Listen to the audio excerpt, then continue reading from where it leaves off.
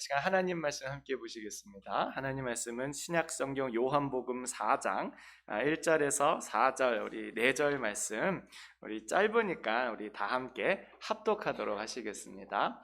요한복음 4장 1절에서 4절까지 말씀 우리 다 함께 한 목소리로 합독하도록 하시겠습니다. 셋, 넷. 예수께서 제자를 삼고 침례를 베푸시는 것이 요한보다 많다 하는 말을 바리새인들이 들은 줄을 주께서 아신지라. 예수께서 친히 침례를 베푸신 것이 아니요 제자들이 베푼 것이라. 유대를 떠나사 다시 갈릴리로 가실새 사마리아를 통과하여야 하겠는지라. 아멘. 우리 옆에 계신 분과 한 번 더 인사하실까요? 은혜 많이 받읍시다. 우리 하나님께서 주시는 큰 은혜가 여러분 심령 가운데 충만해지기를 바라겠습니다. 제가 전에 캘리포니아에 살 때 일이었어요. 이제 그때 어떻게 좀 기회가 되어서 제가 이제 세들백 교회를 방문하게 되었습니다. 세들백 교회 여러분 아시죠? 우리 리고렘 목사님 심호하시는 교회, 아니면 뭐 목적이 이끄는 삶, 뭐 Purpose Driven Life 그거 쓰신 이제 목사님께서 심호하는 이제 교회가 세들백 교회인데, 저희가 이제 또 마침 또 캘리포니아 살고 그래가지고 차로 한 1시간 이제 이 정도 가면 갈 수 있어서 기회가 되어가지고 이제 그 세들백 교회에 이제 예배를 드리러 가게 되었어요. 평소에 이야기를 많이 들었을 거 아니에요. 그러니까 되게 궁금한 것도 많고, 야 도대체 여기가 어떤 교회일까 하는 그런 기대감도 많이 갖고 있었어요. 그래서 이제 그런 것을 가지고 이제 그 교회에 갔는데 초반부터 난관에 부딪히게 된 거예요. 이게 뭔가 하면은 이게 너무 커가지고 길을 제대로 찾지 못하는 거예요. 제가 그렇지 않아도 이제 조금 길친데, 글쎄 이제 교회를 찾으러 갔는데, 그만 길을 잃고 만 거예요. 거기에 이제 기본 이제 메인 생츄어리도 엄청 큰데, 거기에 딸린 부속 건물도 엄청 많아서, 그게 그냥 교회 건물 몇 개가 아니라, 아예 그냥 한 카운티 전체가 교회일 정도로 정말 어마어마해요. 그래가지고 한 15분 정도를 막 표지판 보면서 여긴가 저긴가 그냥 막 그래도 예배 시간 늦을지도 모르는데 그러면서 막 한참을 고민하다가 겨우겨우 어렵게 이제 주차장에 파킹을 하고 이제 메인 생츄어리에 그렇게 갔던 기억이 납니다. 또 메인 생츄어리가 엄청 크더라고요 거기는. 그래서 막 정말 몇천 명이 들어갈 정도로 어마어마한 규모가 있는데, 되게 인상적이었던 게 뭐냐면은 그 첫 번째 맨 밑에 있는 거기가 벽이 오픈형 그 창문으로 돼 있는 거예요. 그러니까 그게 다 바깥으로 이렇게 열려가지고 바깥에서 사람들이 이제 그 피크닉 하듯이 이제 우산 밑에 들어가가지고 3, 4모 가족끼리 모여가지고 이렇게 막 예배를 드리는 거예요. 또 캘리포니아 날씨 좋잖아요. 그러니까 어떤 분은 반쯤 이렇게 누워서 예배 드리기도 하고, 또 어떤 분은 거기서 성경 이렇게 보면서 예배 드리기도 하고, 아이들 그 옆에서 막 같이 뛰어놀면서 그렇게 온 가족이 예배를 드리는 모습이 참 기억에 많이 남았어요. 그리고 이제 예배를 드리는데 예배 찬양팀이 서는데 잘하시더라고요. 진짜 무슨 프로 연주자들, 프로 성악가들 막 이런 사람들이 무대에 탁 서가지고 막 찬양하는데 감동이 막 오고, 야 이래서 세들백 교회라고 하나 하는 그런 인상을 아주 잠깐 갖게 되었어요. 그리고 예배 중간에 이제 잠깐 광고 시간이 있었는데, 그때 제 시야를 사로잡은 게 있었습니다. 이게 뭔가 하면 침례 주는 장면을 이렇게 알려주는 거예요. 근데 이제 보통은 이제 좀 미리 녹화를 해놓고 이제 그 시간 되면은 짠 틀고 이렇게 하는데, 이 세들백 교회는 그거를 이원 생중계로 보여주는 거예요. 방송국의 전문 장비를 다 동원해가지고 이제 거기서 광고 시간하고 딱 맞추고 스태프들이 시간 맞춰가지고 카운트다운하면서 ready, 5, 4 하면서 서로 간에 그거를 막 맞춘 다음에 이원 생중계로 침례 주는 거를 광고 시간에 진짜 보여주는 거예요. 그래서 이제 그 원래 담당하시는 목사님께서 이제 그분을 얘기하고 진짜 고백하십니까? 예스. 그러면 막 들어왔다 나오면 막 사람들이 막 환호하고 박수하고 그 예배당 안에 있던 수천 명이 막 박수하면서 야 막 그렇게 하는데 그 모습이 진짜 많이 좀 인상에 많이 남게 되었어요. 근데 제가 이제 이런 말씀 들었다 그래서 야, 역시 침례는 큰 교회에서 받아야 돼. 이렇게 되면 안 되는 거예요. 참 인상적이고 참 기억에 많이 남는 침례였지만은 우리가 꼭 그렇게만 받아야 정말 좋은 침례고 정말 하나님이 기뻐하시는 침례라고 말하기가 조금 어려울 거예요. 예를 들면 선교지와 같이 열악한 장소에서 벌어지는 침례도 정말 하나님이 기뻐하시는 침례가 많이 있습니다. 제가 전에 이제 티국의 이제 선교사님하고 이제 줌으로 이제 한 6개월 정도 이제 서로 얘기도 나누고 같이 공부를 했던 적이 있었는데 하다가 이제 그 티국 선교사님께서 자기에게 있었던 일을 하나 간증을 해주셨어요. 이게 뭔가 하면은 이제 본인이 이제 거기서 선교하고 있는데 이제 몇 년간 그 영혼을 얻기 위해서 막 수고하고 성경을 가르치고 막 그렇게 하나님의 말씀으로 함께 양육하던 중에 어느 날 이제 한 자매가 나 예수님 믿을래요 이렇게 고백을 하는 거예요. 그래가지고 그러면 침례를 받겠습니까? 했더니 예, 받겠습니다 이렇게 하는 거예요. 여러분 거기에 무슨 방송 장비가 있겠어요? 없죠. 거기에 무슨 뭐 환호하는 인파가 있겠어요? 없습니다. 심지어는 가족도 없어요. 왜냐하면은 거기에서는 가족 중에 한 명이라도 이제 컨버전, 그러니까 예수님 믿겠다고 하면은 이제 사회적으로 문제가 되는 거예요. 생명의 위협을 받는 겁니다. 가족 중에 한 명이라도 원래 있던 종교를 버리고 예수를 믿겠다 그러면 가족한테도 살해 위협을 받을 수 있는 그런 곳이기 때문에 가족들도 와서 축하해 주지를 못하는 거예요. 딱 그 자매 하나만 와가지고 선교사님과 함께 침례를 받는 겁니다. 그런데 거기에 얼마나 많은 은혜가 있는지 몰라요. 오히려 이 침례를 주는 선교사님이 더 마음이 불안한 거예요. 야, 너 이거 받으면 이제 앞으로 어떻게 되는지 알고 받는 거야? 야, 이거 이러다가 너 어떻게 되는 거 아니야? 아이고, 막 오히려 침례를 주는 선교사님이 막 불안한 마음이 있는데 그 자매가 괜찮아요, 선교사님. 저는 그동안 제가 죄인이었고 하나님이 나를 얼마나 사랑하는지 분명히 알아요. 그리고 나를 위해서 자기의 독생자 예수님까지도 내어주신 것이 너무 감사해요. 괜찮아요, 선교사님. 그리고 이 사랑을 그리고 이 감격을 우리 가족들도 언젠가는 알 수 있도록 같이 기도해 주세요. 그러면서 침례를 받는데 너무 원해스러웠다는 거예요. 여러분 우리가 침례 받는 거 너무너무 중요하다는 거 잘 알고 계시지요? 두말할 것도 없이 우리 그리스도인에게 있어서 침례라고 하는 건 엄청나게 중요한 것입니다. 침례는 예수님 안에서 우리의 그동안 있었던 옛 자아가 죽고 이제는 내가 예수님 안에서 새로운 삶을 살아가겠다고 결단하는 너무나도 중요한 의식이에요. 내가 예전에는 그냥 내 세상 따라 살고 내가 원하는 대로 살고 그냥 내 마음이 이끄는 대로 그냥 그렇게 살았지만 내가 예수님 만난 이후로는 그런 삶을 완전히 돌이켜서 이제는 정말 주님이 기뻐하시는 그런 삶을 살겠노라 결단하고 다짐하는 참으로 귀한 예식이에요.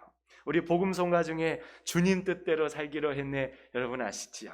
주님 뜻대로 살기로 했네, 주님 뜻대로 살기로 했네, 뒤돌아서지 않네, 주님 뜻대로 살기로 했네, 주님 뜻대로 살기로 했네, 주님 뜻대로 살기로 했네, 뒤돌아서지 않겠네.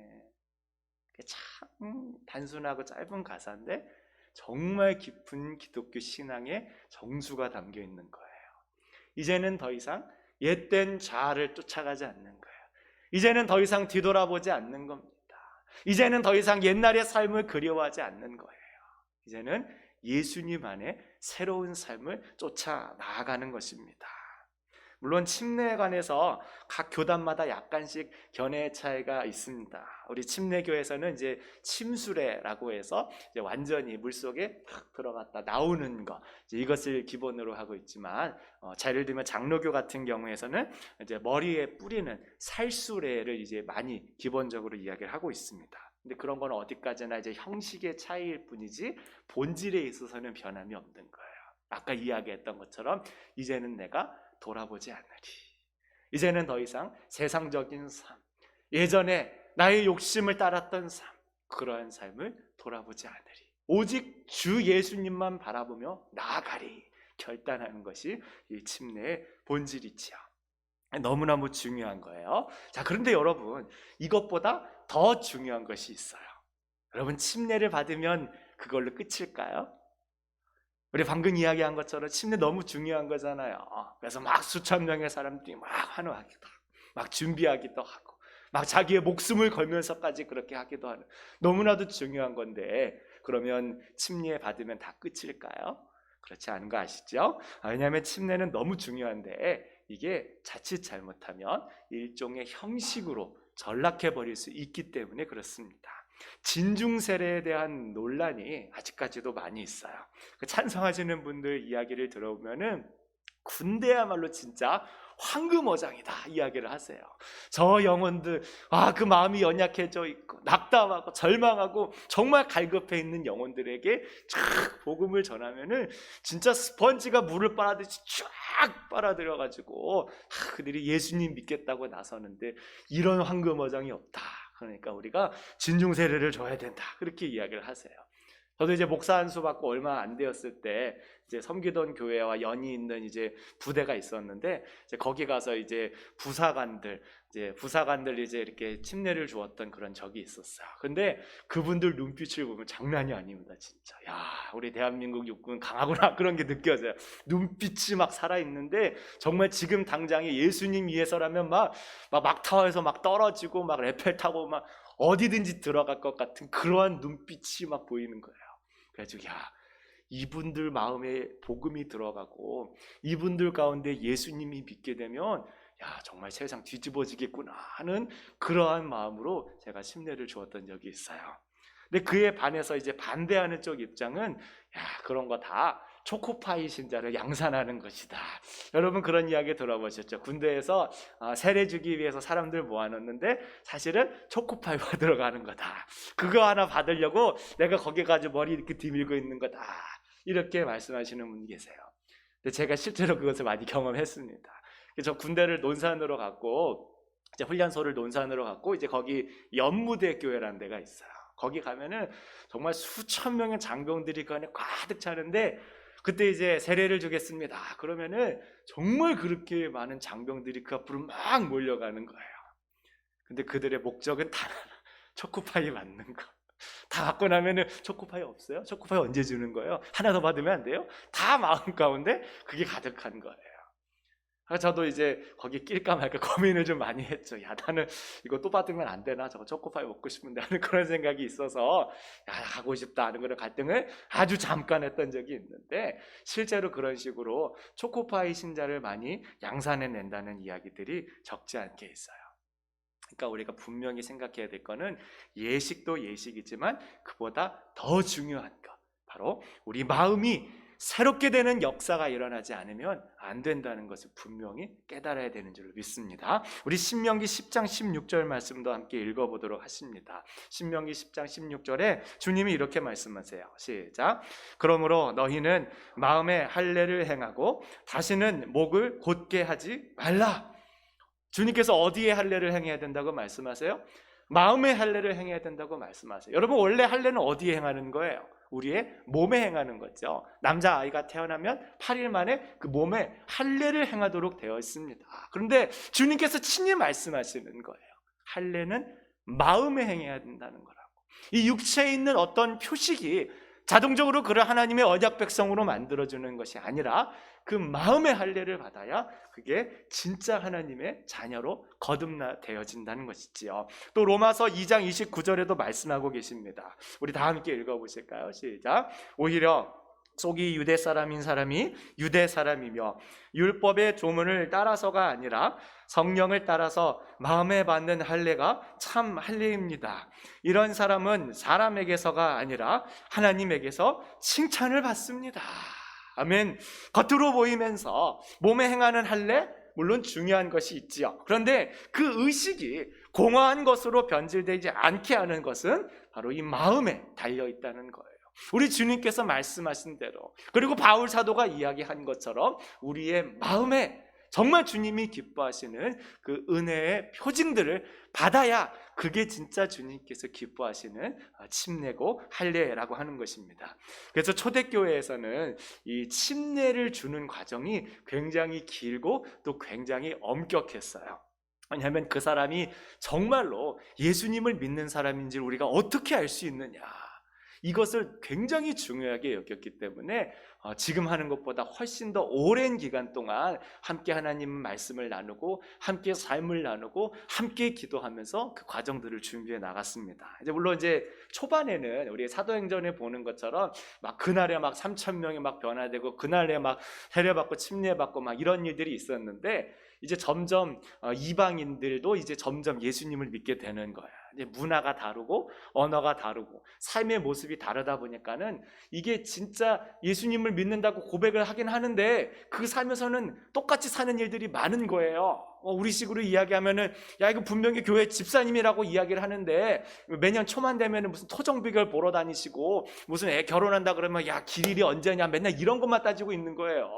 아니, 분명히 예수님 믿는 사람이라고 그러는데 이거 예전에 하던 거는 그대로 하고 있으니까 야, 이거 좀 뭔가 문제가 있다. 그래서 교회에서 정말 우리가 그 삶에서 하나님을 믿는 사람의 모습이 있는지 조금 더 시간을 두고 지켜보면서 우리가 천천히 신중히 결정하자, 이제 이렇게 되었어요. 그래서 어떻게 하는가 하면은 누군가가 와가지고 제가 예수님 믿고 싶습니다 그러면은 형제요, 자매요, 우리 그러면 하나님을 예배하십시다 그러면서 지켜보는데, 얼마를 지켜보냐면 3년을 지켜보는 거예요. 3년 동안 그 사람이 어떻게 예배에 참석을 하는지, 예배 때 어떤 마음으로 찬양을 하고 어떻게 기도를 하고 어떻게 주의 만찬을 받는지, 그리고 그의 삶에서 어떠한 봉사와 헌신이 있는지 주일날만 보는 게 아니에요, 여러분. 1대1로 붙어서 3년 내내 주중에도 같이 이렇게 만나는 거예요. 같이 만나서 지난 주일날 말씀으로 어떻게 사셨습니까? 아니면 이런 문제를 두고 어떻게 생각하십니까? 우리가 이런 문제를 두고 기도해야 되겠습니까? 예를 들면 우리가 어떤 문제를 가지고 있는데 이것에 대한 성경적인 답은 무엇이겠습니까?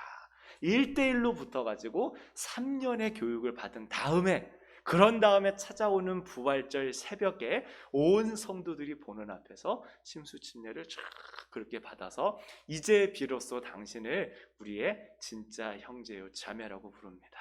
당신은 진짜 그리스도인이 되었습니다. 우리를 위해 십자가에 달려 돌아가신 예수님의 한 몸이 되셨습니다. 축하합니다 라고 그러면서 이제 사람들을 받아주었어요.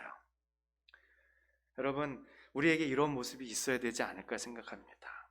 신약 성경에 보면은 하나님께서 은혜를 많이 주셨는데 그 은혜를 알지 못하고 그냥 우리가 받는 이런 침례를 일종의 액세서리나 자랑거리 정도로만 여겼던 사람들이 많이 나와요. 우리 오늘 본문에 나왔던 1절에 나오는 바리새인들이 바로 그러한 사람들입니다. 우리 1절 말씀 함께 합독해 보시겠습니다. 시작. 예수께서 제자를 삼고 침례를 베푸시는 것이 요한보다 많다 하는 말을 바리새인들이 들은 줄을 주께서 아신지라. 지금 말씀 보니까는 예수님께서 침례를 베푸시는 것이 요한보다 많다는 말을 누가 들었어요? 바리새인들이 들었다는 겁니다. 이게 무슨 의미인가 하면은 바리새인들은 이미 그 침례 요한 때부터 시작해서 나와서 침례를 종종 받곤 했는데 이제는 예수님께 나와서 그들이 침례를 받는다는 거예요. 그런데 그 침례를 받는 이유가 뭔가 봤더니 예수님이 요한보다 많이 주기 때문에 나와서 받는다는 거예요. 다른 말로 하자면 이제는 예수님이 더 유명한 사람이니까 예수님한테 침례를 받아야 돼, 이렇게 하면서 나왔다는 거예요. 그 마음 가운데에 정말 이제는 옛사람을 바라보는 게 아니에요. 이제는 뒤돌아보지 않겠네, 이제는 우리 주님만 바라보겠네 하면서 그렇게 나와서 침례를 받은 게 아니라 그 마음 가운데 예수님이 요즘 유명하다는데 침례 받을 거면 이제 예수님한테 가서 받아야지, 그러한 마음으로 예수님께 나왔다는 겁니다. 물론 정말 예수님께서 침례를 베푸셨느냐 안 베푸셨냐에 대해서는 이제 학자들 사이에서도 일치된 견해가 아직은 없어요. 왜냐하면 우리 2절에 있는 것처럼 뭐 예수님께서 베푸신 게 아니라 제자들이 했다 뭐 이렇게 되어 있긴 한데, 이게 처음부터 아예 안 주셨다는 말인지 아니면은 처음에는 주셨는데 이게 사람이 너무 많이 오니까는 이거 안 되겠다 해가지고 예수님은 이제 물러나시고 제자들에게 위임해서 그냥 하신 것을 이렇게 이야기한 건지에 대해서는 논의가 많이 있어요. 근데 그건 핵심은 아니고, 정말 핵심은 뭐겠어요?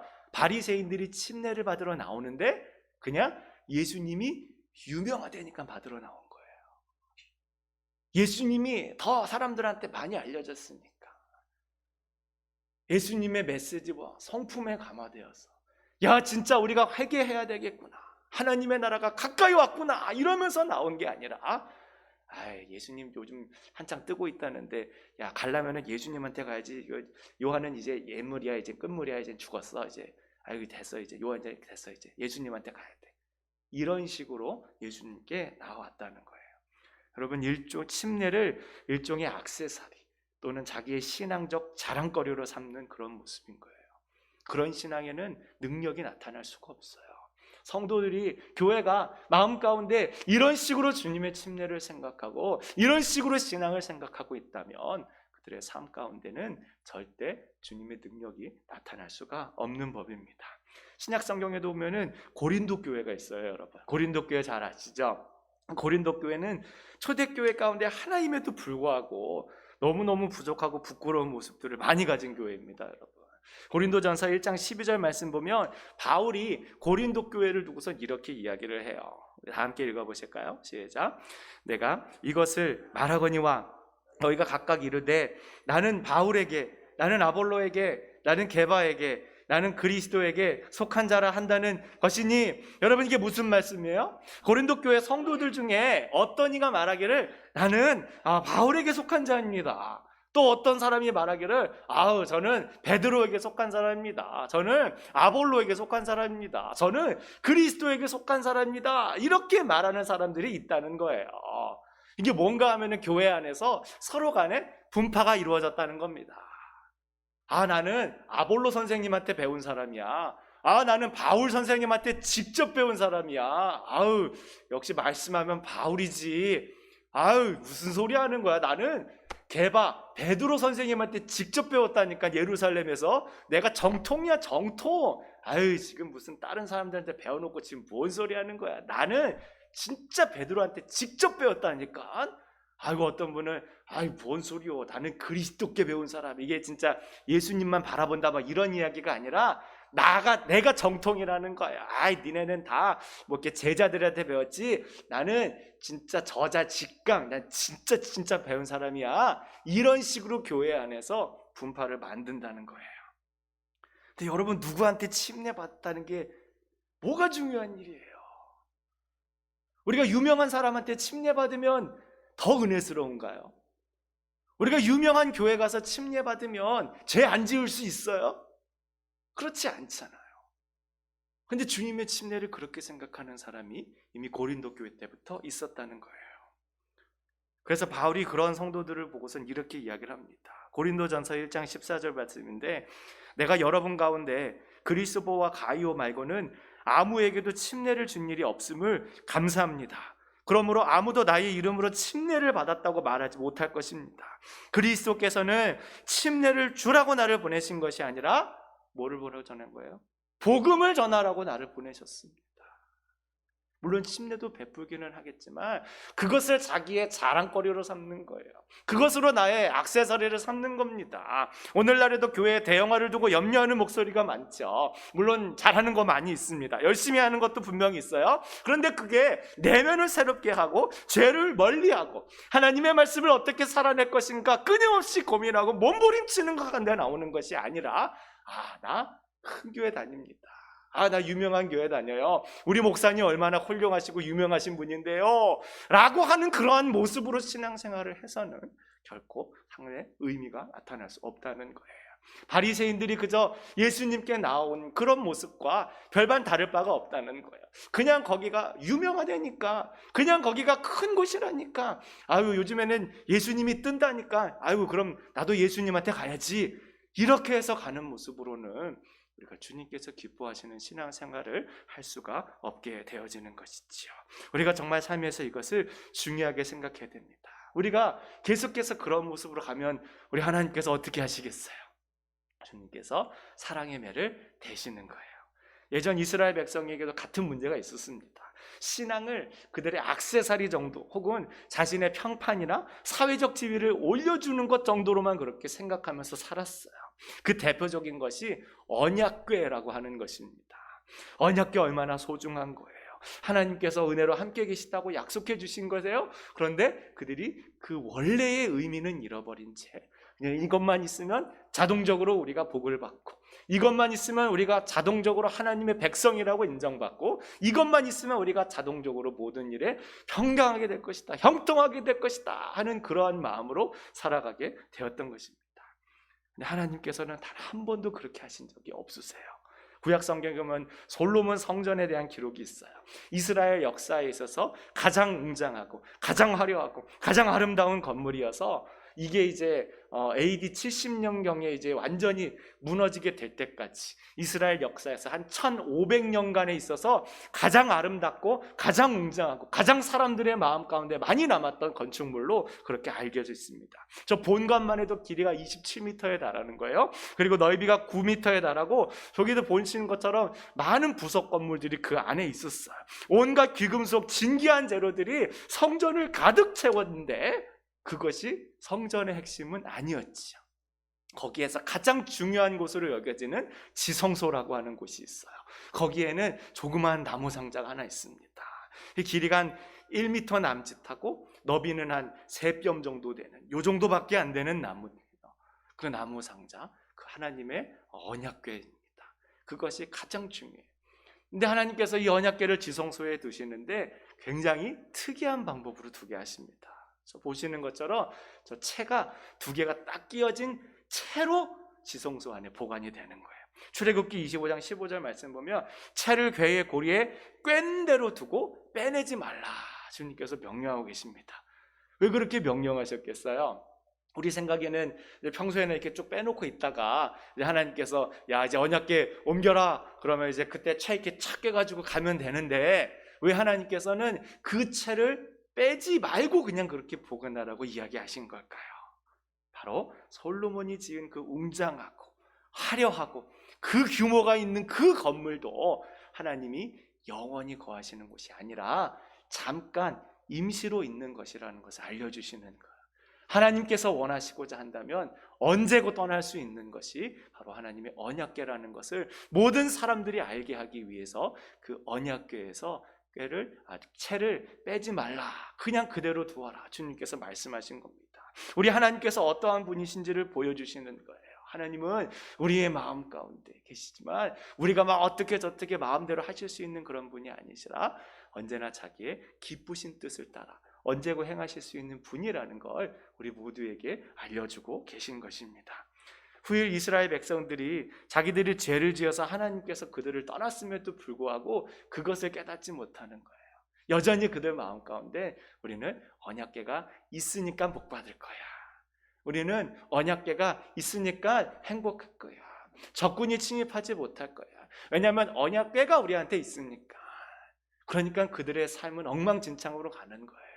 하나님의 말씀을 떠나고 온갖 불의를 저지르고 온갖 거짓과 사기를 저지르면서도 하나님의 언약궤가 우리에게 있기 때문에 우리는 잘 될 거야 하는 그러한 마음으로 그들이 살아갑니다. 그러니까 하나님께서 이방인의 손을 빌어서 그들을 멸망하게 하시고 그 아름답고 화려하고 웅장한 성전이 무너지게 하시고 그들이 그토록 자랑하던 언약궤조차 사라지게 하셨어요. 지금도 어디에 있는지 아무도 모르고 그들이 그냥 그것을 자동적으로 하나님의 은혜를 주시는 것으로 생각하고 무조건적으로 자기들에게 축복을 주는 것으로 생각하고 그들의 삶을 그것을 따라가지 못하기 때문에 하나님께서 그것을 벌하신 것입니다. 여러분 어떻게 하면 좋을까요? 그러면 다시 우리의 마음을 겸손하게 새롭게 해야 되는 줄로 믿습니다. 우리 3절 4절 말씀 합독해 보시겠습니다. 시작. 유대를 떠나사 다시 갈릴리로 가실새 사마리아를 통과하여야 하겠는지라. 예수님께서 자신의 유명세를 듣고 막 자기에게 나오는 바리새인들 이야기를 들으셨어요. 그리고 예수님께서는 거기를 떠나 갈릴리로 가야겠다 말씀하시면서 사마리아를 통과해야겠다 말씀하십니다. 본문에 보면 예수님께서 사마리아를 통과해야겠다 이렇게 말씀하시는데, 원어를 보면은 항상 반복되거나 계속해 오던 행동을 가리키는 그런 동사가 쓰였어요. 그러니까 예수님이 야, 이거 이번에 가는 길에 한번 사마리아 한번 통과해 볼까 이렇게 하신 것이 아니라 예수님은 늘상 그 길을 다니셨던 거예요. 이게 굉장히 유대인으로서 특별한 것이죠. 여러분 아시는 것처럼 유대인과 사마리아인은 사이가 아주 좋지 않았습니다. 그러니까 그들은 어떻게든지 마주치지 않으려고 했던 거예요. 유대인들은 비록 내가 가는 길이 아무리 급하고 바쁘다고 해도 사마리아를 통과해서 가지는 않는 겁니다. 조금 시간이 걸려도 베레아를 이렇게 돌아서 가는 거예요. 왜냐하면 그렇게까지 만나기 싫어했기 때문에 그래요. 너무 싫어하고 무시하고 경멸했기 때문에 그들이 그렇게 했던 겁니다. 근데 예수님께서는 그 길을 지나야겠다 말씀하시고 평소에 그 길을 자주 다니셨던 거예요. 오늘날 우리가 이 사마리아를 통과해야 정말 주님이 기뻐하시는 귀한 모습이 나타나는 줄 믿습니다. 아멘. 여러분에게 있는 사마리아는 어디예요? 모든 곳이 될 수 있어요. 여러분 가정도 여러분의 사마리아가 될 수 있습니다. 내 자존심 때문에 외면하려는 곳일 수 있어요. 내 욕심 때문에, 내 마음 때문에 내가 내려놓기 싫어가지고 그냥 내려놓기 싫어가지고 외면하고 지나쳐버리려고 하는 사마리아일 수 있습니다. 내 배우자를 위해서 아니면 내 자녀들을 위해서 내가 묵묵히 감당해야 될 일이 있음에도 불구하고 그냥 그게 싫어서 외면해버리는 그런 사마리아가 있을 수 있어요. 근데 우리가 그런 것들을 예수님의 발자취를 따라 갈 때에 우리 주님께서 기뻐하시는 기쁨의 은혜들이 회복되어지는 줄로 믿습니다. 우리 주님께서 말씀하셨잖아요. 한번 큰맘 잡수시고 사마리아 가신 게 아니라 계속해서 그 길을 가시는 거예요. 우리 배우자들, 자녀들을 위해서 막 기도하고 그들을 위해 섬길 때도 그래 내가 인심 한번 썼다 이러고 하는 게 아니라 그냥 자꾸 그렇게 섬기는 거예요. 예수님께서 걸어가셨듯이 그래 내가 이 사마리아를 통과하면 주님이 우리 가운데 은혜를 더 베푸시겠지. 우리 가정을 더 회복하게 해주시겠지. 화목하게 해주시고 더 사랑을 많이 부어주시겠지. 그런 주님을 기대하면서 우리의 사마리아를 통과하는 거예요. 우리 교회도 마찬가지입니다. 여러분 우리 교회 가운데 어려운 부분이 있잖아요. 부족한 부분이 있습니다. 조금 내 마음에 들지 않는 부분이 있어요. 그런 사마리아를 내가 통과해 가는 거예요. 아이고 우리 교회가 이러고 있는데 지금 사람들 뭐하고 있는 거야. 그냥 그렇게 가만두고 있는 게 아니라 그 길을 통과하고 지나가는 겁니다. 여러분 우리 들어오시는데 간판 있잖아요. 간판 오는데 그 밑에 꽃이 다 죽었어요. 아이고 교회는 뭐하는 거야. 이런 것도 신경 안 쓰고 있는 그게 아니라 아 그래? 그러면 이번엔 내가 마음을 다해서 한번 차야겠다. 여러분 들어오시면서 라벤더 이번에 새로 심겨져 있는 거 보셨어요? 놓치신 분도 계실 거예요. 라벤더 향이 샥 나는데 얼마나 기분이 좋은지 몰라요. 우리 하나님께서 기뻐하실 것 같아요. 우리 성도님들도 보시면서 뭐야 꽃 너무 예쁘게 폈다. 그럼 성도들 마음에 기쁨이 있고 마음이 열리고 하나님께서 주시는 은혜도 더 많이 받을 수 있잖아요. 그런 사마리아를 통과해야 주님께서 주시는 은혜가 우리 가운데 넘치게 되는 것입니다. 내가 게으르다는 이유로 아니면 내가 가난하다는 이유로 여러 가지 이유로 인해서 우리가 사마리아를 회피하고 도망가려 해서는 안 돼요. 우리 예수님의 발자취를 따라서 사마리아를 지나갈 때 그때 주님께서 기뻐하시는 은혜가 있을 줄로 믿습니다. 사랑하는 여러분 우리가 처음에 침례받은 것은 어떤 의미였어요? 이제 내가 예수님을 따라가겠다는 의미였잖아요. 이제는 뒤돌아보지 않겠네. 내가 이제는 예수님만 보면서 가겠네. 그 손 붙들고 가겠네. 그런 고백으로 우리가 침례 다 받은 거잖아요. 이제 정말 그 우리의 고백에 합당한 그러한 삶을 살기로 다짐하시는 우리 모두가 되었으면 좋겠습니다. 우리의 있는 모든 상황 가운데서 그 일들을 감당하면서 정말 우리 하나님께서 기뻐하시는 정말 은혜의 사람들, 믿음의 사람들이 다 되어서 이 사회를 변혁시켜 나가실 수 있기를 주님의 이름 축원드립니다. 우리 시간 함께 찬양하고 기도하겠습니다. 낮엔 해처럼 밤엔 달처럼 우리 찬양하시고 정말 우리가 우리의 고백처럼 그렇게 살아갈 수 있도록 인도하여 주옵소서. 함께 기도하시겠습니다. 낮엔 해처럼 밤엔 달처럼 그렇게 살 순 없을까?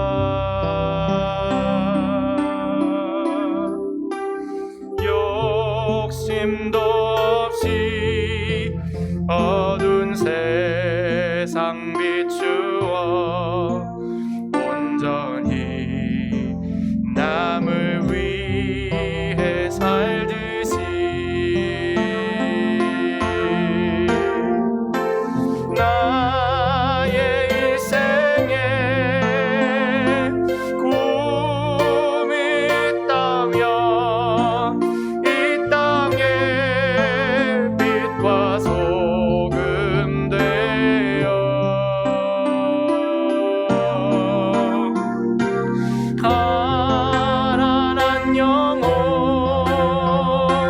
지친 영혼을 주님께 인도하고픈데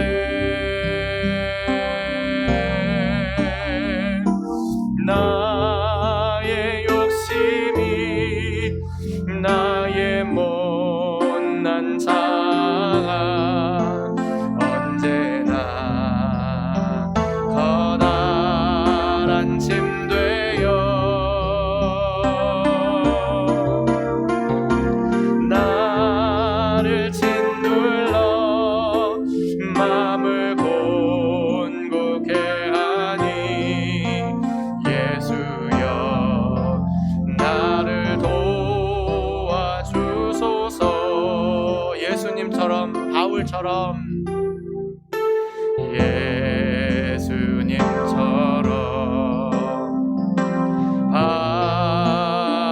바울처럼 그렇게 살 순 없을까? 남을 위하여 당신들의 온몸을 온전히 버리셨던 것처럼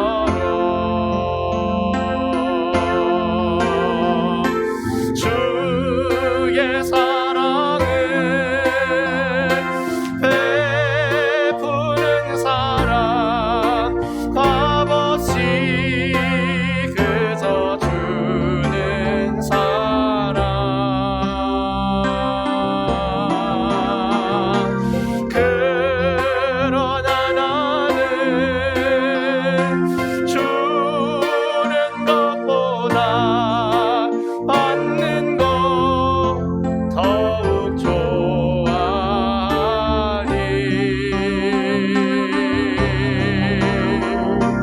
나의 입술은 주님 닮은 듯하나 내 마음은 아직도 추하여 받을 사랑만 계수하고 있으니 예수여 나를 도와주소서. 우리 시간 함께 기도하겠습니다. 정말 우리가 주님께서 보여주신 것처럼 정말 믿음의 삶을 살게 하시고 우리 마음 가운데 있는 혹은 우리의 삶 가운데 있는 사마리아를 지나가게 하셔서 정말 예수님이 기뻐하시는 침례받은 사람으로서의 합당한 삶을 살아낼 수 있도록 인도하여 주시옵소서. 함께 기도하시겠습니다.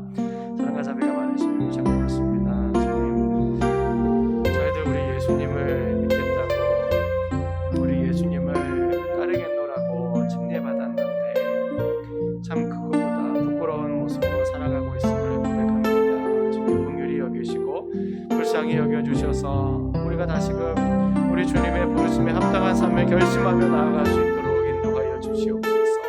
주님, 때로는 내 자존심, 내 욕심과 여러 가지 마음들 때문에 우리에게 주어진 사마리아를 도망가고 외피하고 있었던 것은 아닙니까? 주님 긍휼히 여겨주시고 정말 우리가 우리에게 주어진 이 모든 일들을 정말 기쁨과 감사함으로 받을 수 있도록 주님 인도하여 주시옵소서. 주님, 정말 우리 예수님께서 보여주신 것처럼 사마리아를 통과하여야 하리라. 주님, 우리가 그 말씀을 따라 믿음으로 걸어 나아갈 수 있도록 인도하여 주시옵소서. 연약하옵니다. 주님, 자신이 없습니다. 하지만 주님께서 성령의 충만함으로 인도하여 주셔서 우리 모두가 그 길들을 걸어 나아갈 수 있도록 인도하여 주시옵소서. 주님, 정말 우리 교회에 여러 가지 사마리아들 있습니까? 주님, 정말 내가 먼저 감당하시도록 도와주시옵소서. 주님, 내가 먼저 섬김으로 말미암아 우리 교회 가운데 우리 주님의 기쁨과 평안이 넘칠 수 있다며 주님의 기쁨으로 도와주시옵소서. 주님, 우리 사회에 여러 가지 정말 사마리아가 많이 있습니다. 있습니다. 주님, 우리 미얀마에서 울부짖고 있는 영혼들도 많이 있고, 주님, 우리 미국에 인종차별이라고 하는 사마리아가 있습니다. 주님, 우리가 이것들을 회피하고 도망가지 않게 하시고, 주님, 우리가 이것들을 통과하여서 정말 이 땅 가운데 우리 주님이 원하시는 귀한 은혜의 모습들이 회복되어질 수 있도록 사용하여 주시옵소서. 아버지 하나님, 우리 가운데 물질에 대한 욕심이 있습니까? 아버지 하나님, 우리 마음 가운데 출세와 성공에 대한 욕심이 있습니까? 주님, 이것들 다 내려놓고 정말 우리 주님의 말자체를 쫓아갈 수 있도록 우리 모두를 주님께서 인도하여 주시옵소서.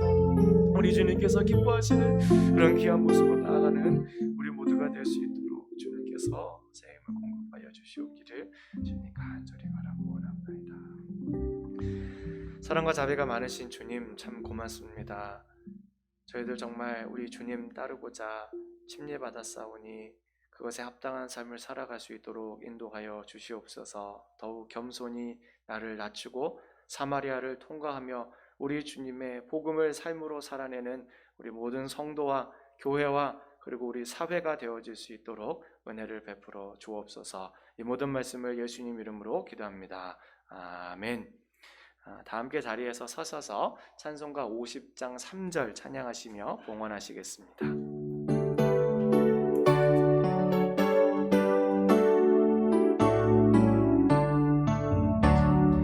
내게 있는 모든 것을 주를 위해 드리네. 주의 성령 충만하게 내게 내려주소서. 주께 드리네. 주께 드리네. 사랑하는 구주 앞에 모두 드리네. 아멘. 함께 기도하시겠습니다. 사랑과 자비가 많으신 주님, 참 고맙습니다. 우리 주님께서 저희들에게 주신 모든 것들 가운데 일부를 돌려드립니다. 주님, 이 예물들이 쓰이는 곳마다 더욱더 우리 주님께서 기뻐하시는 모습들이 많이 일어나게 하여 주시옵소서. 주님, 죄악에 있었던 영혼들 우리 주님께로 돌아온 귀한 일들 가운데 쓰임받게 하여 주옵시고, 낙담하고 절망하고 슬픔에 잠긴 영혼들이 정말 우리 주님 안에서 큰 위로와 기쁨을 경험하는 일들 가운데 사용되도록 주님께서 사용하여 주시옵소서. 우리 연로하신 부모님들 건강을 지켜주시고, 우리 군문에 있는 자녀들과 공부하는 자녀들과 타지에 있는 자녀와 타국에 있는 자녀와 그리고 어린 생명들 주여 다 기억하여 주셔서 그들이 이 땅을 살아가면서 자기들 인생에 주어지는 사마리아를 우리 주님의 손을 붙들고 믿음으로 통과해 나아갈 수 있도록 사용하여 주시옵소서. 그들이 있는 곳마다 평화가 있게 하시고 기쁨이 있게 하시고 귀한 열매들이 있게 하여 주옵시고, 선한 영향력들이 나타나서 정말 이 땅 가운데 우리 많은 사람들이 하나님 나라를 경험하는 그런 귀한 일들이 일어날 수 있도록 축복하여 주시옵소서. 이제는 우리 주 예수 그리스도의 은혜와 하나님 아버지의 유로 교통 내주 역사하심의 은혜가 예식을 마치고 세상을 향해 파송되어져 나아가는 우리 모든 성도들과 가정과 그리고 우리 교회와 일터 위에 이제로부터 영원토록 함께 있을지어다. 아멘.